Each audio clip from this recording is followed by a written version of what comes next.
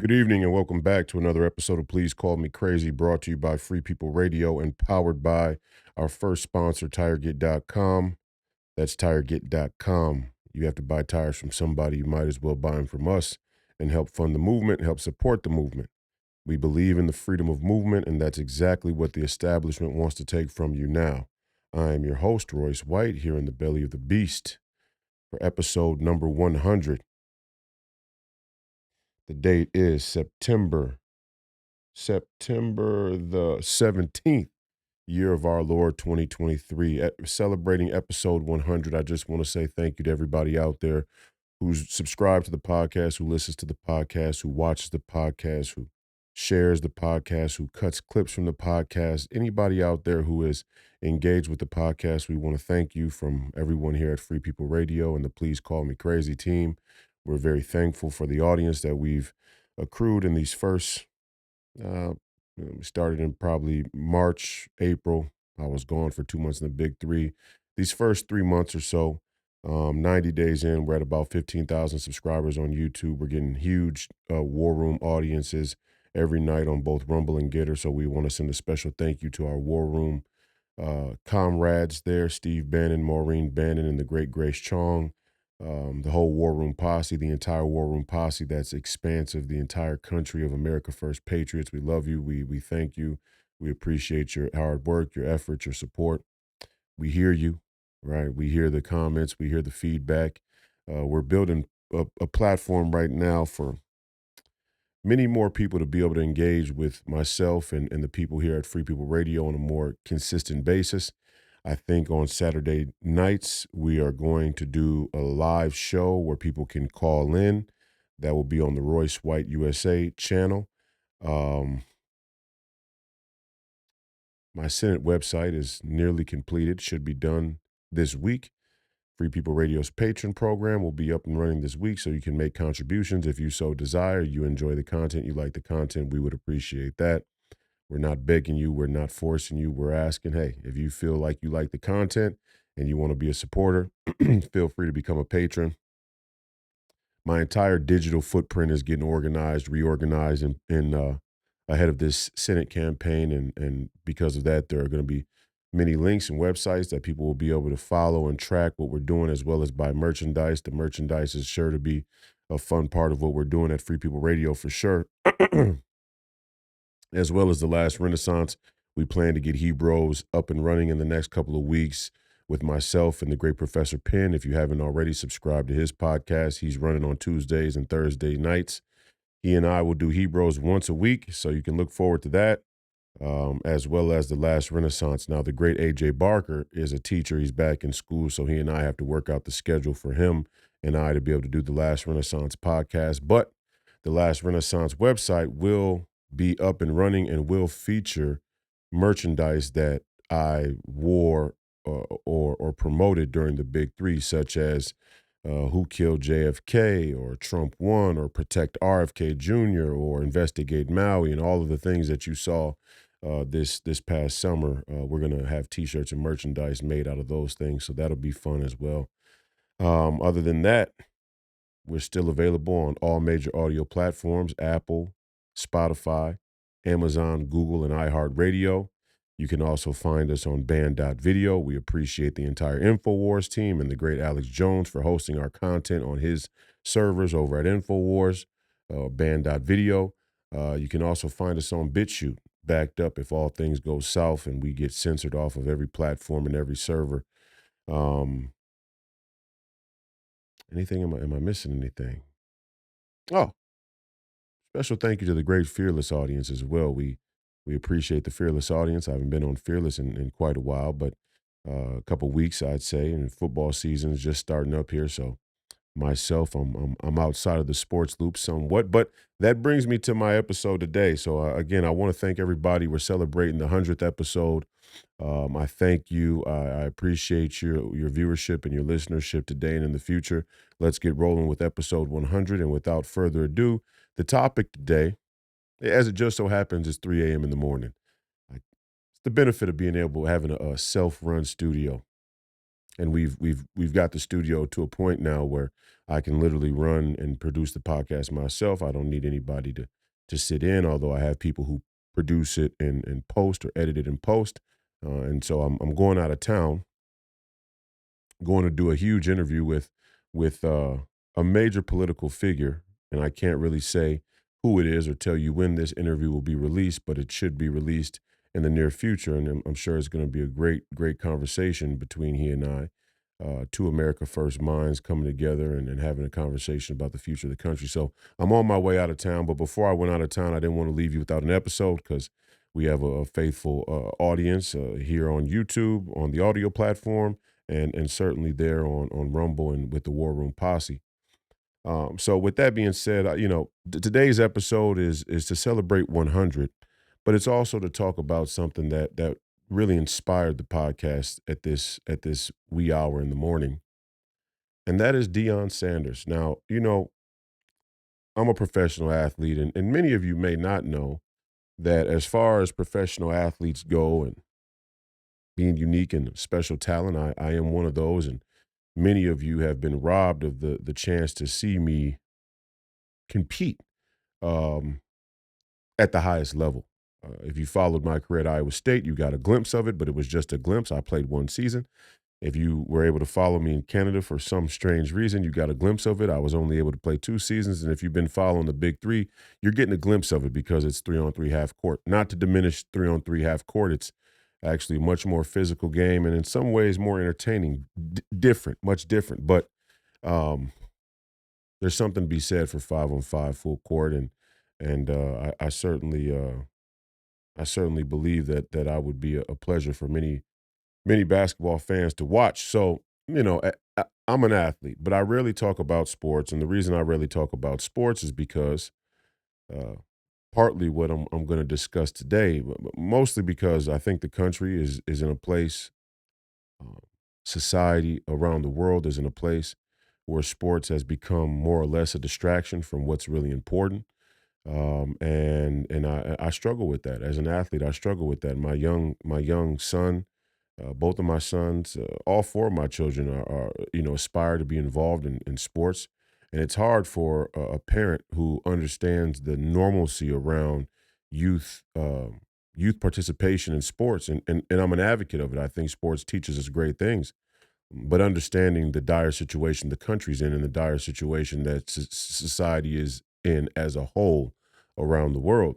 So I struggle with that. But I love the game and I love sports and I think there's a part of me that understands the genuineness of competition when it is genuine and the importance of competition and the importance of resilience and perseverance and hard work and dedication and unselfishness and a whole host of other things that become prominent in high level sports, even at the grassroots level. And there are high level sports at the grassroots level, at the youth level.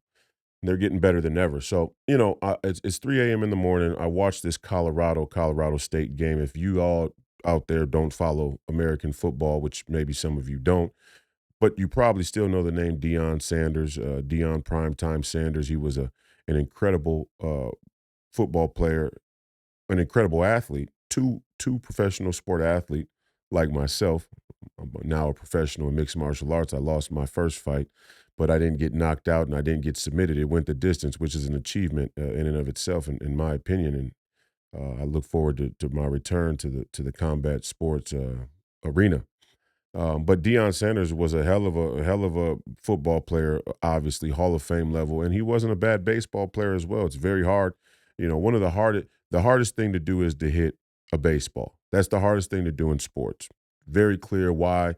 If you go to do something 10 times and being able and having a success rate of 3 out of 10 makes you one of the best or in the elite class, it's a very hard thing to do. Hitting a baseball is one of the hardest things to do. And it's gotten progressively harder, I would say, because the sport evolves. Pitchers are good. They're throwing nasty shit. And so Deion Sanders was able to play professional baseball, which is a feat in and of itself. Well, now in his retirement, he became a football coach. He coached both of his sons, and then as of recent, he's become a college coach, first at the HBCU level, and now has moved to Colorado. And there's been a lot of hype. There's been a lot of media attention. There's been a lot of, some would say, controversy around Deion Sanders being the coach at Colorado this year. Certainly, there's a lot of media coverage of it. And so, myself as somebody who has long since given up watching football, may watch basketball here and there, definitely watch combat sports the most, boxing, MMA, jiu-jitsu matches, things like that, but not don't really watch professional sports outside of combat sports now, basketball here and there.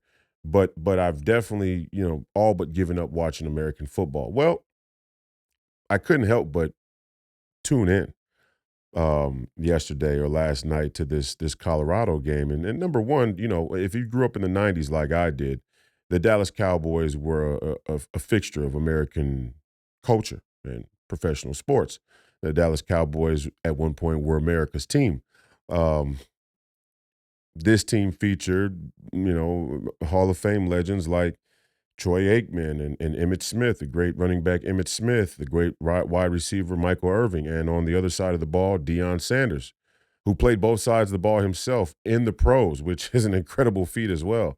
And the one thing about Deion that everybody knows or would know if you have followed his career is that when they call him prime time, it's for a reason. He's a big personality. He was very entertaining, not only as a player, but his persona was entertaining as a football player. And so he's carried that on to Colorado, and there's Colorado University, and there's a lot of people who say it's too much or it's not professional or it's this or it's that or it's this or that. Whatever it is to be said, he's certainly drawing a lot of attention, and so much so that I myself was forced to tune in. I had to see this team play and assess for myself what was going on here, how good they really are. And I played football growing up, right? I played football at the Pee Wee level all the way up until high school, ninth grade, and I could have been a very good football player, I believe. As far as basketball bodies go, I have a more football build, you know, traditionally speaking. And for example, I remember running into Gronkowski at the Big Three championship last year. He was playing in the All-Star game, and we were in the back, and Gronk is huge for tight ends. I mean, he's a big guy in the NFL. Uh, but he's small, not really small, but he's much smaller than me, visibly smaller than me. And I remember we were in the back talking and we just chatting a little bit. And then he looked at me and he grabbed me by the shoulder and he goes, "Man, you should have played football." And I kind of laughed and said, "Man, I get that all the time. I'm in mixed martial arts now, but yeah, football tight end would have probably been a great position for me if you're familiar with tight ends and the NFL. um, three to four of the best tight ends in NFL history were all formerly basketball players. You had Antonio Gonzalez, you had Antonio Gates, you had a bunch of them had formerly played basketball as well as football, and it made for pretty good tight ends. So we had that laugh. So my point is, I'm not oblivious to football at all. And then that's part of the reason why I wanted to tune in and just get an assessment of what's going on with this Colorado football team. And I have to say, before we get into anything else, what an incredible game. I mean, if you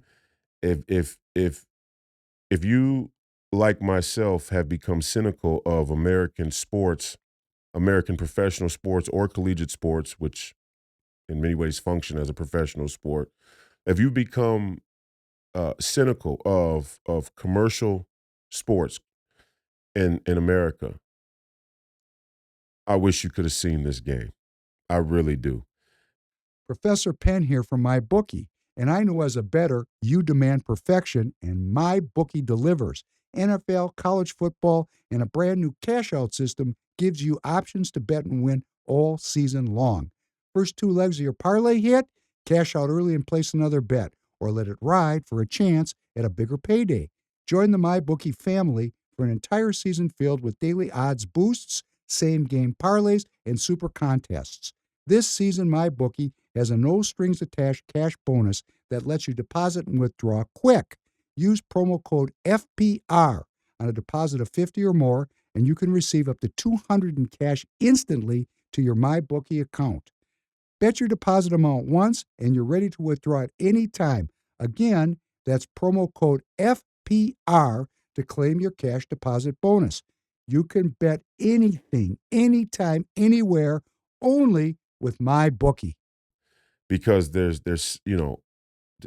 to go back a step, professional sports got to the place it did commercially in our country because it's supplementing the need for physical war and violence. It's kind of like a it's a simulated version of the war games that we traditionally were engaged in as a human civilization all across the world, right? Sports supplemented that force. It always had. To ancient times, they played sports, and I think part of it was to have that competition and that supplement of war. But in a post-war society, post-war, let's say, right? It's a scam in and of itself, but we're post-World War.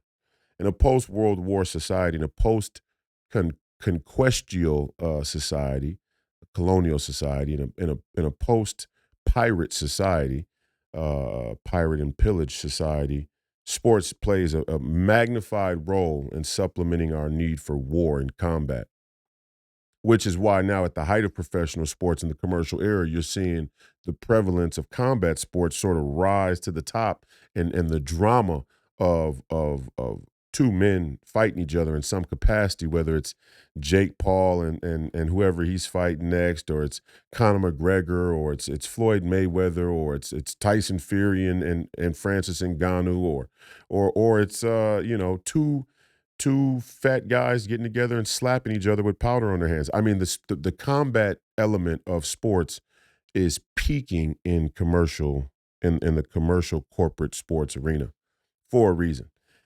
And so, yeah, I say all that because, I'm watching this game and it's inspiring. I mean, I have to say, when in all honesty, I was inspired watching the game.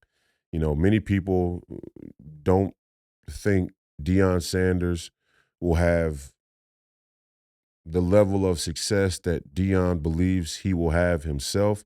And so now every weekend they've built this narrative where, it's Deion Sanders and his new uh, role as the head coach at this university coming from the HBCU is this underdog story. And number one, it's really cool to watch an underdog story play out.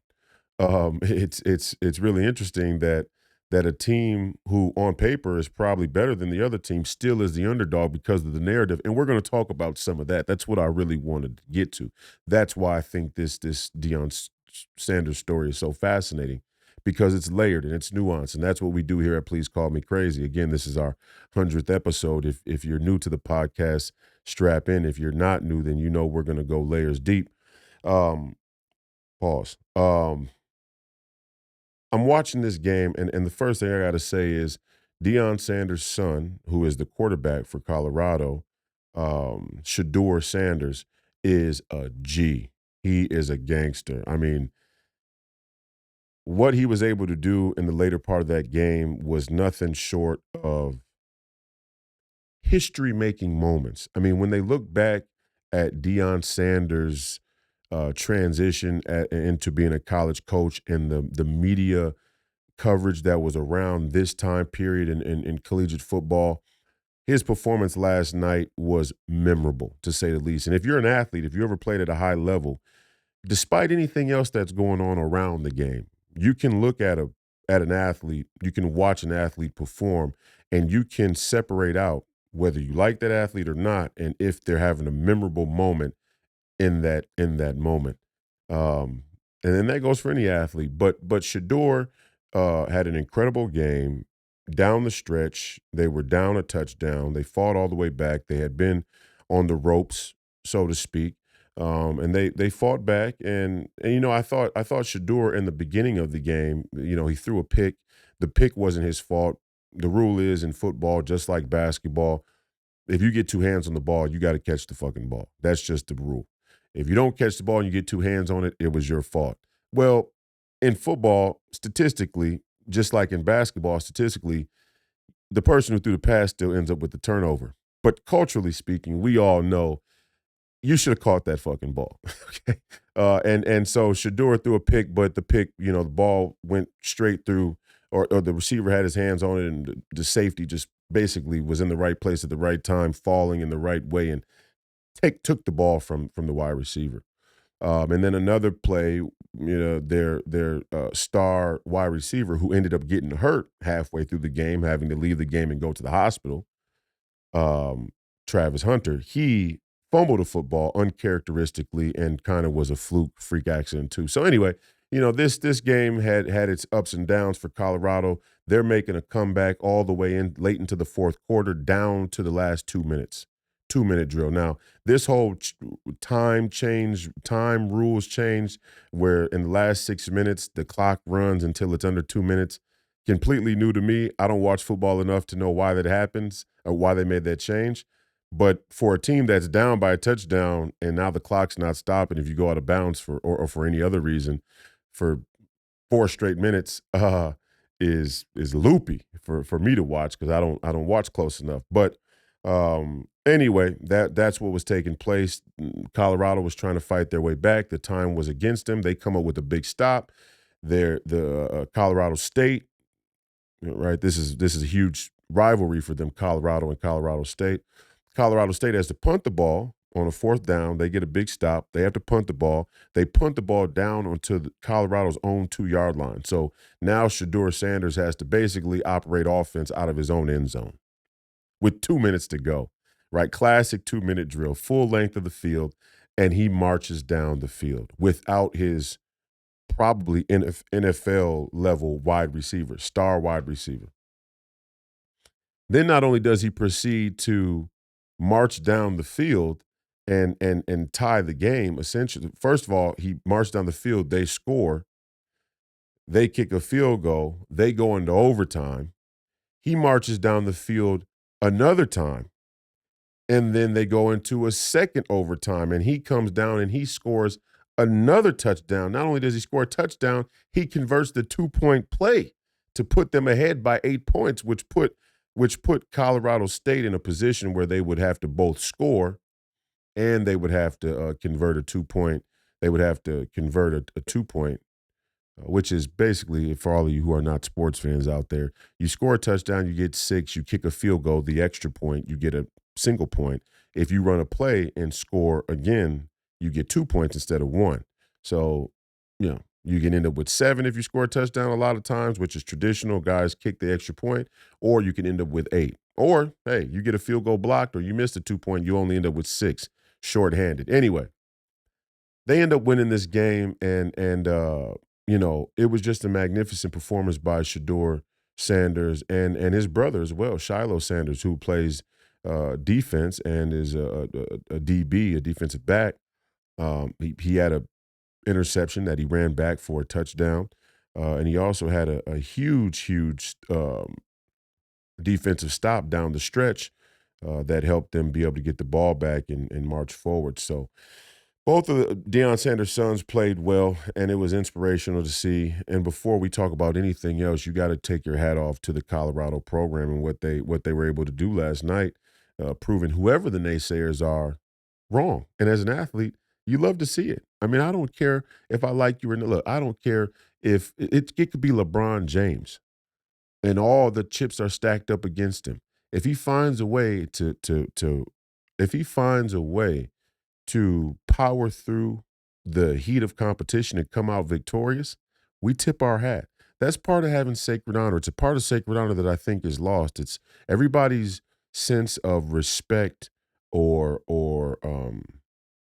admiration or giving somebody their just due, their just credit, is all contingent upon our relative opinions about people and about an institution or a given thing. Me, I'm not really like that, right? I have my beliefs about individuals personally, like a LeBron James, off of the court, but I can still watch him play basketball and say, man, incredible. And as soon as the game's done and he goes to the post-game press conference and he wants to make some statement about some woke politic issue, I said, nah, that's Nope, that's the bullshit right there. And as soon as he goes back on the court, I go, look, that's fucking amazing. And I have no problem doing that. I think a lot of us have a problem doing that. We get caught up in this, this sort of political dichotomy, and we apply it across culture. And it's detrimental. It's detrimental to our own spirit. It's detrimental to our own view of things and our ability to be able to discern right from wrong and how to talk about things. So, I'm watching this game and Shador's playing incredible. The other Sanders kids playing incredible. Colorado's playing incredible. They're hyped up. The Colorado fans are hyped up. If you ever seen a college football stadium in a very close game that goes into double overtime, the feeling is surreal. And I think that's sort of the problem. That's the problem I have with it. Outside of my respect for what happened, outside of my respect for Deion Sanders being able to coach a team that's winning, whether you think he's responsible for them winning or not, doesn't really matter. They won. There are winners and losers, and those who win, they get the credit for winning. That's just the way American sports has always been. It's the way it always will be so far as we continue to have sports. Deion, hats off to him. Now, what I want to talk about today, and I hope that intro wasn't too long-winded. What I want to talk about today is the culture that's kind of bubbling up around this Colorado team. And it is an underdog story, but as much as it's an underdog story, it's also a racial story. And the racial piece I have a problem with, and I'm going to tell you why. Again, I'm not one of these conservative cucks. I'm not one of these, rhino black conservatives that says, let's stop talking about race. Race doesn't matter.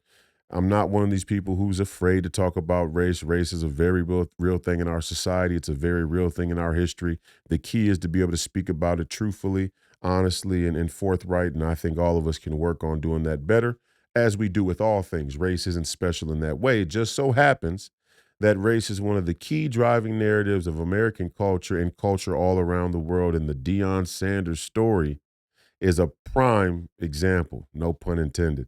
Um, and Deion made it that way. Deion, like so many black public figures, it, it, it's easy for a black man in America to draw upon the narrative that they are afraid of black men. And if you've been watching Jason Whitlock, Jason has talked about this, after one of the press conferences where Colorado had won, Deion said, they don't want to see a black man succeed.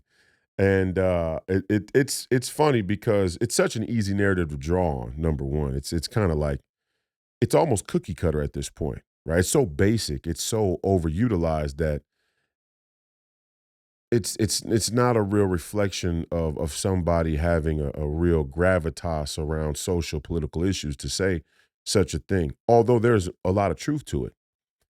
And I said when I was on a Twitter space with Jason Whitlock and the rest of the Fearless Army about this Deion Sanders issues, I said, what Deion really is afraid to say, number one, he's afraid to name the people that don't want to see a black man be successful. And the other piece is that the Democrat Party, if we're talking politically, because when you say a thing like they don't want black men to be successful, you're making a political statement. That's not a general statement. It's not a subtle statement. It's not around the way statement. It's a very direct political statement. And there are people out here that don't want to see black men succeed. There are people out here who don't want to see heterosexual black men succeed. And many of those people, I would say, are the leaders of the Democrat Party. Some of them black themselves. I think that's very clear. And I think people are starting to wake up to that. And I don't think that Deion Sanders really wanted to dive deep down into that for very obvious reasons. It would have ramifications on all the success he's having right now as a football coach, but also commercially. Again, drawn on the race narrative is easy, and because he's drawn on the race narrative, what I'm watching as I'm watching the coverage of this Deion Sanders, saga, what I'm watching is all of these black celebrities find their way to the bandwagon. And Deion's willing to use it because, like in the game yesterday, hey, if Dwayne the Rock Johnson shows up and supports your team, and Lil Wayne the rapper shows up to support your team, and some other rapper from the Migos rap group, I think it was uh, I'm not gonna missay his name. I know one of them died tragically, was shot and killed. My condolences to him and his family and the entire Migos rap group. But there was another rapper there from that group. And so when you get those type of celebrities around a college football program and these young college athletes who are very impressionable and right now more than ever, very um, engaged with the rapid rise of popularity through social media. This sort of the access to fame has been granted far and wide more than any time in history. So when you get these people around the program, it's going to help your program. It's going to help your program recruit. It's obviously going to help people watch the games. I mean, there's so much hype around the games. I would love to see the ratings, the ratings from last night's game, to see how many people were actually tuned in to a Colorado State game. I'm not saying these two programs are shit, but I mean, it's a Saturday. It's a Saturday in American football. I mean, there's Alabama was playing. I mean, there are games, rivalry games all across the country, right? I'm Minnesota boy, Big Ten country. There are any number of historic rivalries right here in the Big Ten. But this game had a lot of attention, had a lot of eyeballs, had a lot of celebrities at it. And now I'm watching these black celebrities, and I'm thinking to myself, wow, what a scam we've put on. You know, what a scam we've put on. And I am not in any way trying to diminish what Deion Sanders has accomplished. But number one, to go back to my original point, I think I mean, we are on the verge of a world war. All right. We're on the verge of World War III, for sure. I mean, the buried lead is that we shot cruise missiles. We gave cruise missiles to the Ukraine, which is a provocation of the highest level. And we told the Ukrainians, supposedly, you better not shoot these cruise missiles into Russia. And effectively, they shot the cruise missiles into Russia, or we helped them shoot cruise missiles into Russia, which now has everybody on alert for some small nuclear exchange. And I mean, we're on the brink of nuclear war. And it just never ceases to amaze me how the American people have allowed themselves, or allowed their leaders, or allowed their institutions to distract them with things like American football when we're on the way to nuclear war.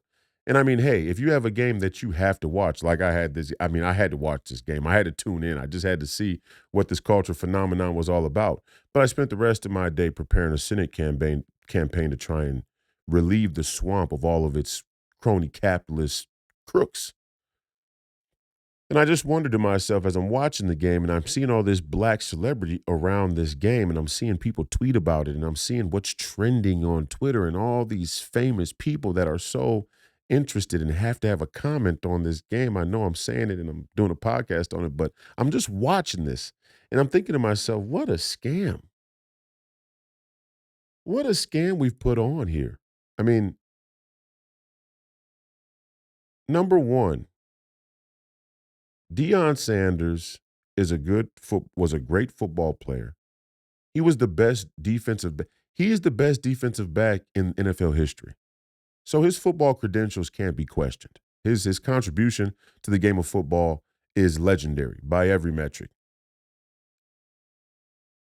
And by that standard, I would be hard pressed to think he wouldn't make a good football coach. Now, is he the best coach? Is he as good as the hype says? I don't know. I don't watch football enough close enough to really know nor care. But I know they're 3-0, and there's a lot of hype around the program. The question is, how much of the hype is really about Deion Sanders and his accomplishments and his ability to coach, and how much of the hype is about this racial narrative that's brewing alongside him?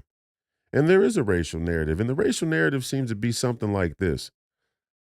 For a long time, the NFL and even college programs didn't really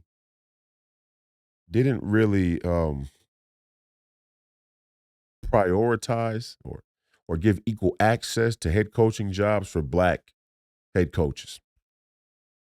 Obviously, ex-players who were Hall of Famers pose an entirely new proposition in that regard because, number one, they can recruit like Deion Sanders is showing, and number two, they draw huge eyes, which if you're a business, a capitalist business, and you want to draw eyes like Deion Sanders is doing, it'd be hard-pressed to tell him that he can't be a head coach because you don't think he's qualified, right? And so that's always been the case in some respect, but now a lot of these players who had legendary Hall of Fame NFL careers are able to pursue head coaching jobs like Dion is now. And so the narrative is something like Deion Sanders is a representation of white America's desire to keep the black man down. And alongside that narrative, all these black celebrities, but black people in general, have lined up to cheer on Deion Sanders, not just as a great football coach or as a football coach a new football coach or a football coach who used to be an incredible player himself or, not in some sports specific way, but almost as a revolutionary. Right. Deion Sanders is a good football coach. He's having success. He is one of the best at his position and one of the best football players and athletes of all time. That goes without saying. He is not a revolutionary. And I make this distinction not to throw shade on Deion Sanders, but to help the American public understand or try to see how easy we clamor to individuals for superficial or let's not even call it superficial, for success outside of the arena of the thing that we then put on them, right? Deion Sanders is not a revolutionary. So the success of Deion Sanders at Colorado doesn't need to be some political statement. It doesn't need to be some political revolutionary statement because it's not revolutionary. And if we really get down to the nitty gritty about Deion Sanders specifically, there's nothing revolutionary about what he's doing. I mean, this strikes right at the heart of what has become the real question for Black America, but in effect, the question for all Americans is like, how can you claim to be a revolutionary of the system that doesn't want to see you succeed, but those same people, including the white people, who some white people supposedly hate you, but then some white people you're willing to work for and take money from. And so you hate the system's guilty, but it's not guilty enough for you not to take money from it, right? Or basically, I don't know who runs Colorado University, but I know the demographic of Colorado itself. I certainly know the demographic of Boulder, Colorado, and I know the demographic of most of the Division One universities around the country. They're ran by white people, and even furthermore, they're usually run by white liberals.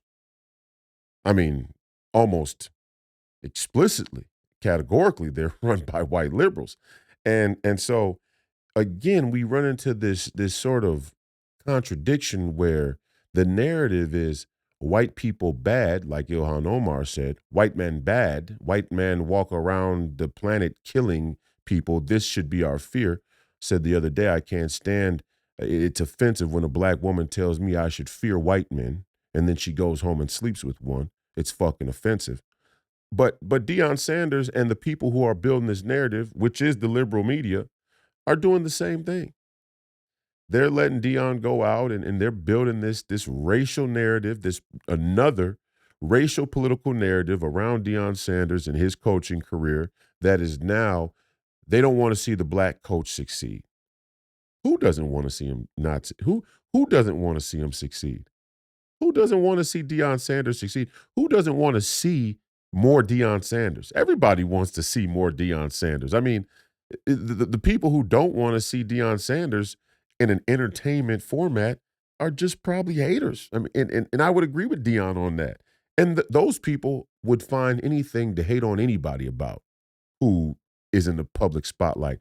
There aren't many people they like. I mean, Deion Sanders, if nothing else, is bona fide entertainment. I mean, he is just an entertaining person. He was as a player. He is still now as a coach. He was as a commentator when he comment. I mean, he's an entertaining guy. I mean, they call him prime time for a reason. The nickname is not a is not unearned.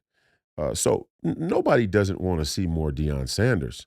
Now, what I think Deion Sanders is alluding to when he says they don't want to see a black man succeed is that there is this sort of structural and there is this cultural impulse to only let straight heterosexual black men rise to a certain level within their respective industry.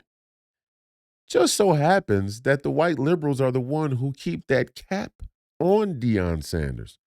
And they are in effect the people who give you money in one respect, but create that artificial ceiling over you to let you know that you're always going to be viewed as a ward of the state, a ward of the establishment. You're an acceptance.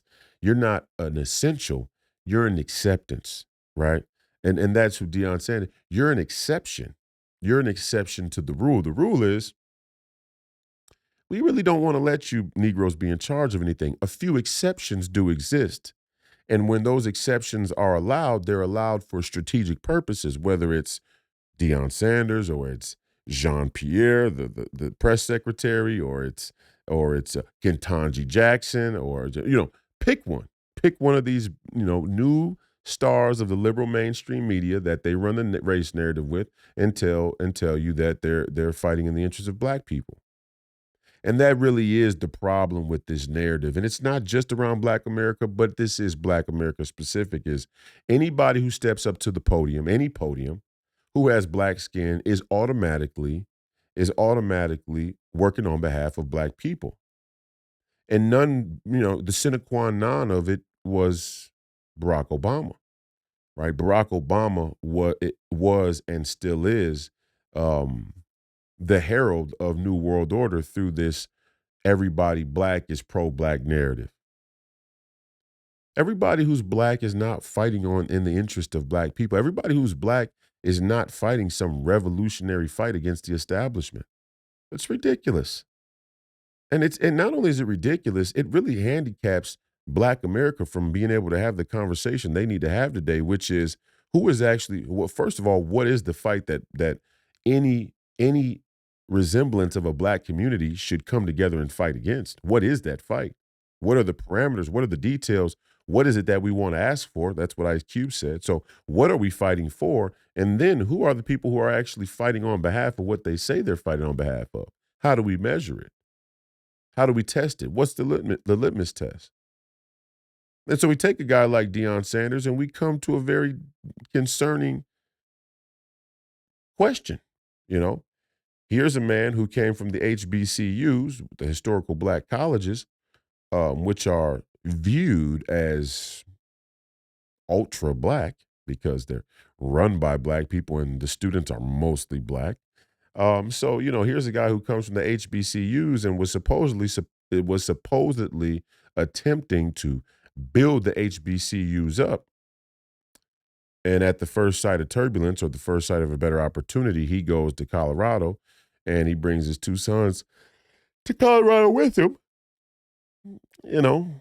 Some people would look at that and go, hey, this guy's betrayed his own claim that he's doing it for black folks, that he's doing it for the black man.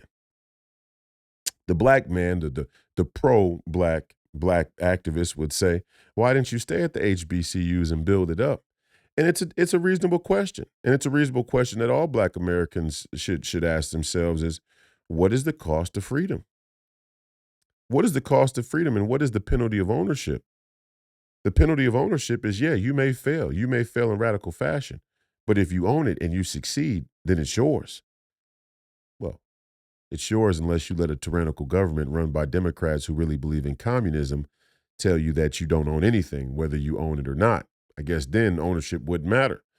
And that, in effect, is where black America seems to be headed in some ways. Now, they're a little contingent. There's a little small movement sparking and bubbling up that says, wait a minute. We want our ownership. We need our ownership. And that's not really what Deion's narrative is.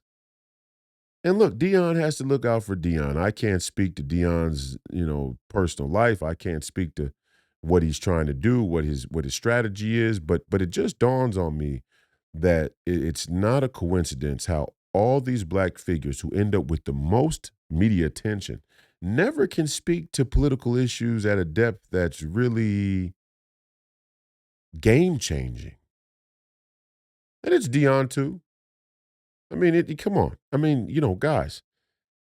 Professor Penn here for GhostBed because sleep is super important to your health, recovery, and performance. I know for me, getting a great night's sleep helps me perform my best throughout the day.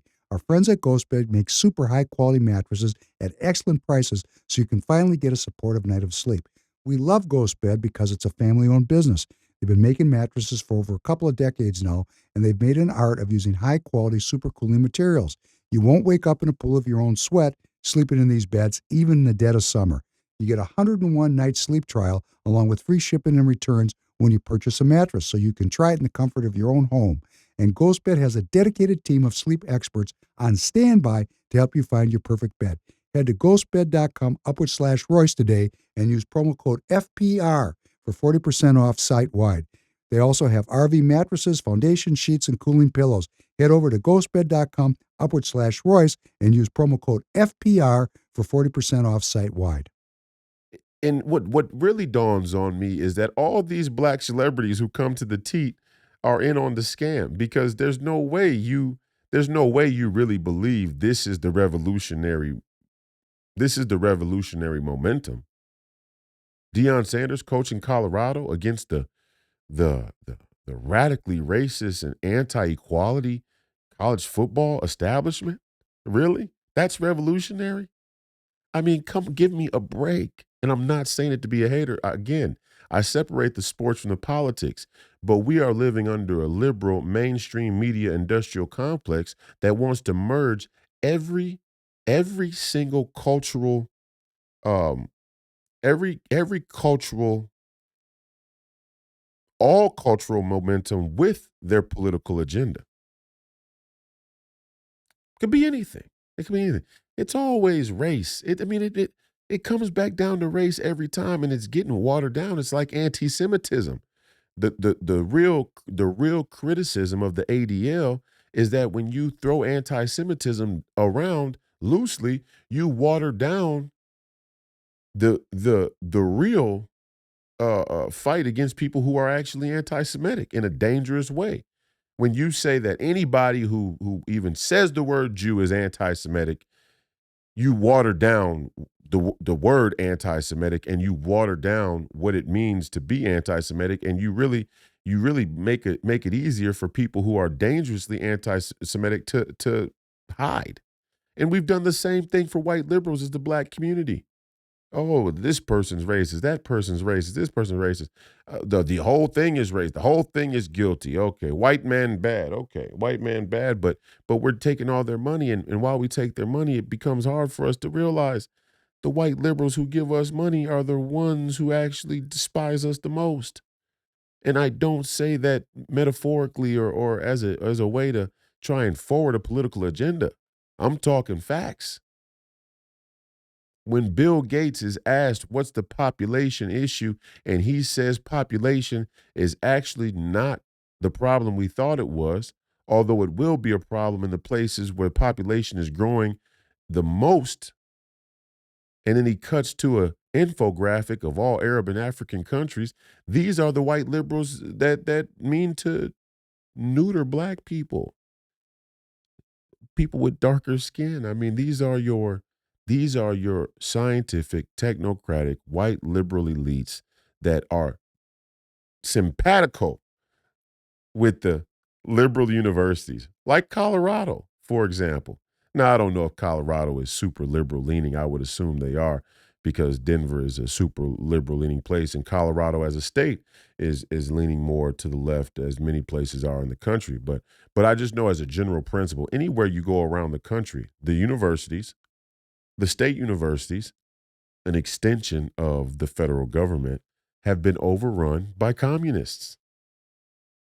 They've been overrun by communists. And Deion Sanders professes to be a Christian. You can't be a Christian and a communist. They don't work. The entire communist movement was an outgrowth of a secular movement or a secular philosophy, secular ideology, and it's explicitly secular. I mean, it rejects God's and its fundamental tenets. You know, the two don't go together. And again, I just look at all these things and I say, look, it's fine. Deion Sanders is having a good season. He's having a good first 3 games. This last game was incredible. I mean, as an athlete, you get emotional seeing a team overcome that type of adversity in a single game because if you've ever been there, you know what it feels like to have your back against the wall and find a way to overcome that adversity. That's special. And humanity should look towards that and draw from that and be inspired by that, that we can overcome the adversity and the hurdles that we face in our individual lives, but as communities, as states, and as a nation. What you saw yesterday from Colorado is the ability for human beings to come together and work together in a short amount of time against the clock to overcome adversity and be resilient in their time of need. That's special. That's worthwhile. That's valuable. That's meaningful. And we should give proper credit to Deion Sanders for leading that team. Not only leading the team to their victory, but what does their victory matter? We should thank Deion Sanders for exposing us to that type of moment, that type of greatness, because without him and people like him and athletes all around the world and artists and musicians and intellectuals and thinkers like a Jordan Peterson, whoever else, we wouldn't be able to have these moments. There are special people out there in the world who deserve our respect, our admiration, and our praise. Not praise that be to God, but our credit. There are people who deserve that. But give them credit for what they deserve credit for. Don't let people who are predatory, people who are manipulative, take the success of a Deion Sanders and weaponize it into some strange political agenda. That's what's happening to Deion Sanders right now, and I don't even know if he can see it. I don't even know if most black people in America can see it. We're all just jumping on the Deion Sanders train, and again, success, hats off to him. I love to see it. I love to see when an athlete or a coach goes out, talks loud and brash, smash mouth populist. You know I'm a brash, loudmouth motherfucker myself. I love to see a guy go out and say he's gonna do a thing and back it up. I mean, we need more of that in America. Don't get me wrong. We need more Deion Sanders than we do the cucks that we have now. I like it. But I don't like that Deion Sanders and all these black men who show the spark of greatness, I don't like to see them shy away from using that spotlight and that stage to talk about the most prominent things. Now, your Michael Jordans of the world or certain athletes would hide behind this statement of being uneducated on things, right?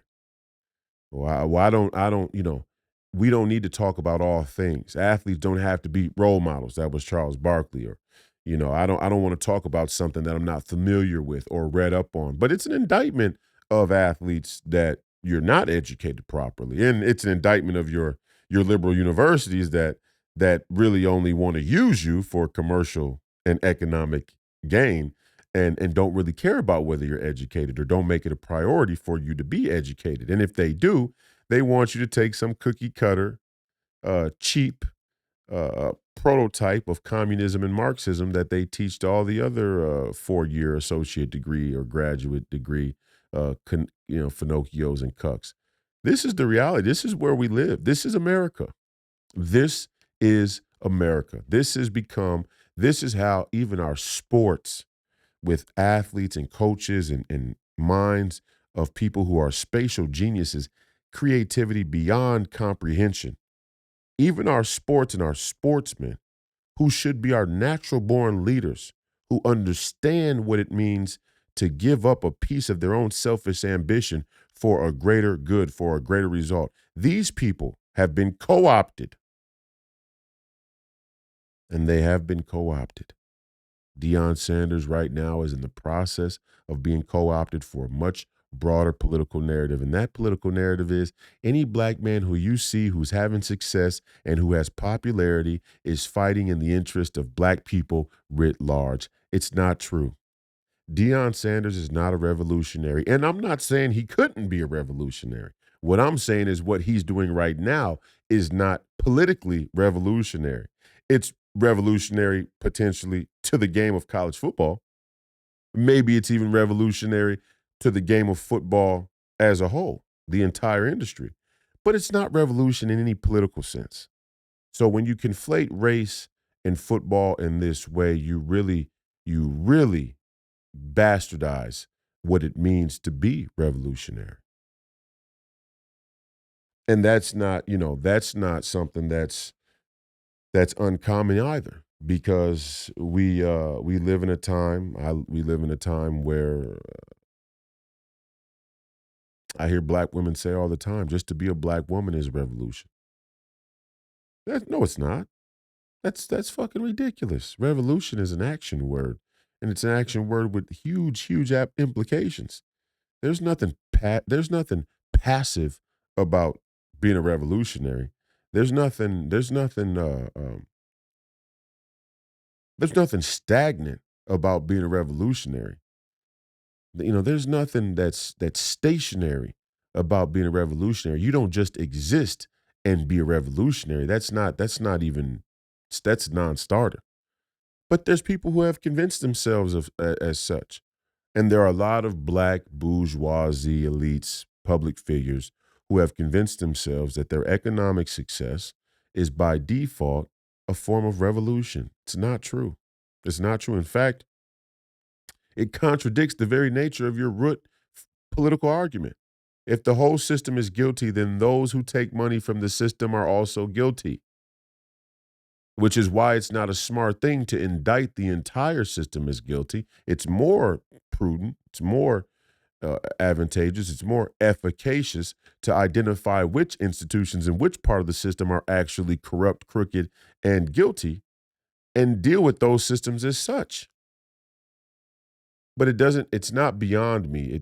It's not lost on me that the sort of impulse to cast this this blanket statement on institutions and say they're all guilty as a whole is just another way for us to justify when we don't want to do anything to change the corruption in them because we benefit from the corruption in them.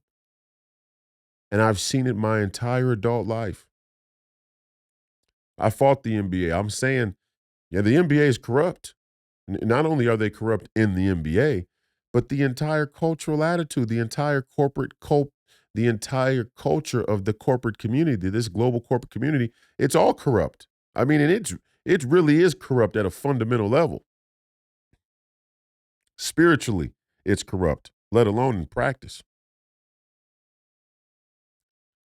So, look, yeah, there's corruption. I mean, there's huge corruption. Let's call it for what it is. Let's do that. Let's be brave in that way. And if we don't want to be brave in that way, when we watch a Deion Sanders, let's not turn Deion Sanders into some sideshow that we're going to try and map on to some revolutionary political agenda or categorize as being politically revolutionary. It's unnecessary. It's unnecessary and it's weak and it's corny. That's the real issue I have with it. It's corny. Let's just respect and admire Deion Sanders for what it is. It's prime time. It's Deion Sanders. We're having a blast watching him because we've always had a blast watching him. He's entertaining, and right now he's having success, and he's talking shit while he's doing it, and that's fun to watch. Smash mouth. I like it.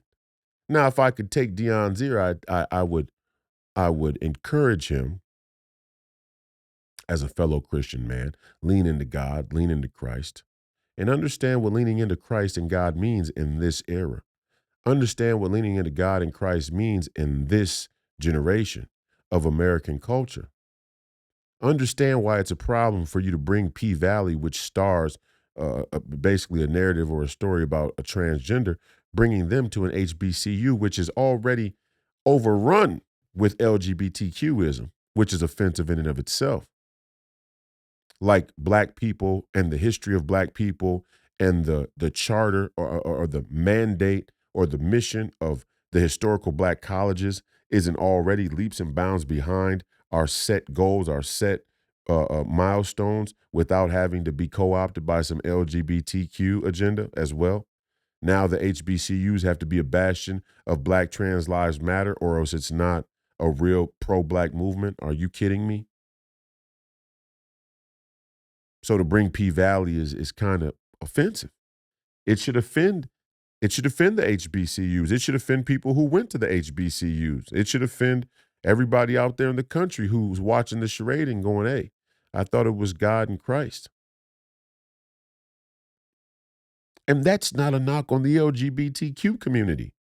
All I'm saying is everybody wants to have this. Everybody wants to have it all ways. I mean, you can't have it all ways. You end up having it no way. And that's what we have right now. We have a no way culture. We have a no way society. We have a no way direction. And when I say no way, I mean we're caught up watching the Saturday night football game, which is entertaining as hell and inspirational, like I said, which is why I'm here at now 4 a.m., 4:30 a.m., 5 a.m. talking about this game. But it just made me think, wow, Americans really want to continue on as though everything is going to go back to normal or things are going to stay normal. I just thought to myself, I wonder has Deion Sanders considered what's going to happen when they go back to a COVID scenario, COVID lockdown, high COVID protocols, and the entire Colorado season is just abruptly ended in the middle of this incredible, historic, inspirational run he's having as a head coach. I wonder how those players are going to feel. I wonder how players and athletes are going to feel all across the country. But even more so, I wonder how the American public is going to feel. We all want things to sort of stay normal, to go back to normal. It's never going back to normal. That's my opinion. It's never going back to normal. The new normal needs to be an evolution of our understanding and our ability to self-govern. And if we ever can get back to a place that's healthy, I wouldn't say normal, but get to a place that's healthy, it's not going to be from sitting back passive, allowing Deion Sanders to be represented as political revolution. No, no, no, no, no. We're on our way to nuclear war. And there's nothing about what happened in last night's football game that will stop the progression of an all-out kinetic nuclear war between ourselves and Russia. There's nothing that happened in that football game that's going to change that. The drums of war are on. They've been sounded. The beacons have been lit. We are marching towards a world war. For what reason? Many people who I sit with every day, who are very studied and learned in geopolitics and history, can't figure out for the life of us what this war is even all about. I mean, we know they want to tell you that Russia invaded Ukraine, but we just can't figure out why the United States had such a hard on for Russia in the first place. What is it to us? What is it to the American people? We don't have a bone to pick with Russia. We don't need Russia. We've never fought in a war against Russia.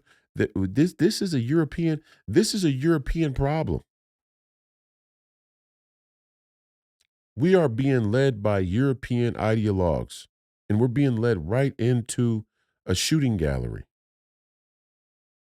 Now we're going to spend major military, and now I'm talking about World War III in the war. But it just dawns on me. It just dawns on me. How many people have time for all this other shit? A no-way society, a no-way culture, a no-way direction. Let's respect Deion Sanders for who he is and what he is. That's great. We don't have to make him some cultural revolutionary. It's an indictment of you when you're so shallow intellectually, philosophically, politically, culturally, socially, academically.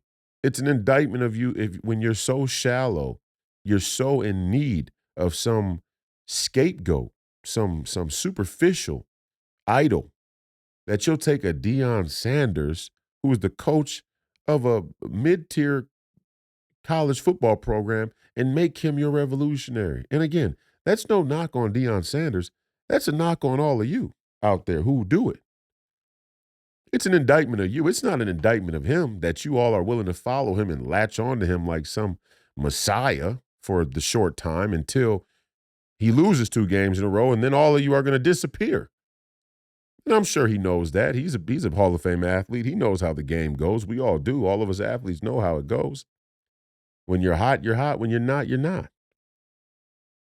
But I'm starting to indict the people who jump on the bandwagon when the person's hot, and then when they're not, you go back and do what? Because if you're all gung-ho about the uniqueness of a Deion Primetime Sanders when he's in the middle of his run, whatever it is in life, whether it's coaching, whether it's playing, whether it's speaking, whether it's in bid, whatever it is, when he's on his run, you being, gripped, it being captivating is fine. Just when you're done, what do you go back and do? That's what we need to get down to, right? I grew up in the sports culture, and I grew up in the pro sports culture, and I became a pro athlete, so I understand how sports becomes this false catharsis for everything else that's going on in our life, everything that's going on in the world. American sports is supposed to be this beacon of competition and genuine hard work and self-sacrifice, but really it's become this stable, it's become this stress test for the stability of distraction in American culture. That's what sports has become for us. It's a stabilizing force. It's a way to test the water and figure out just how stable is the American distraction. Could we really shoot cruise missiles into Russia and people not go batshit crazy about it because there's so many football games to watch on Saturday and Sunday that and in so many ways to bet that nobody can even pay attention? These are the questions we got to ask ourselves. In episode 100, I just, I'm reflecting back on the direction of the podcast, and I'm thinking to myself, no better topic to sort of encapsulate the many of the issues we've been talking about. Here we have another black man whose success is going to be used to the political advantage of Democrats. And meanwhile, they plan to take Donald Trump off the ballot. Meanwhile, they put a gag order in place, a judge in the Donald Trump court case, kangaroo court case, Banana Republic court case. They effectively put a gag order on a presidential candidate and said that he can't make any statements that would impact or affect the outcome of the trial, the court proceeding. Using lawfare, using the court to censor an American political candidate. In fact, one of the most popular and most important in recent American history. This is what we're up against. This is the fight this is what the establishment wants to do. And they want to do it while they pacify you with sports. And we, now more than ever, we need our sportsmen to step up and say, hey, not going to use us. You're not going to use us to burn the country. You're not going to use us to burn the flag. You're not going to use us to burn the Constitution. You're not going to use us to burn down small communities that can't defend themselves. You're not going to use us to burn anything. You're not going to burn anything in our name. Many black people, many young black athletes need to wake up to this mandate, this charge, this duty. We're not going to let you burn things in our name. If we want to burn shit, we'll burn shit on our own. And I'm not advocating anybody burn anything. But I'm just saying, if you feel so inclined to burn something, don't let somebody burn something in your name. I mean, that's just being a cuck. That's being a cuck. Much of Black America, especially the politically involved Black America, is a cucky movement. Well, now we got some real hitters that are going to go door to door, community by community, and pull out the Black people who have never really agreed with this nonsense. Black people who've never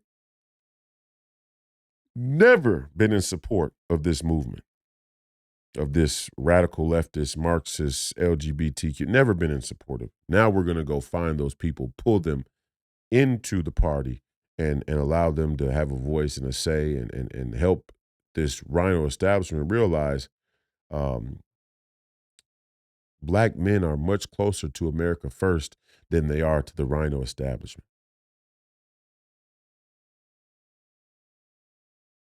The most important statement, the most important poll, and I'll end with this in light of that. The most important statement, the most important political poll in the last 25 years was during the pandemic when about 1,200 people took a survey, and 60% of Democrats said they were in favor of forcefully locking unvaccinated people in their homes.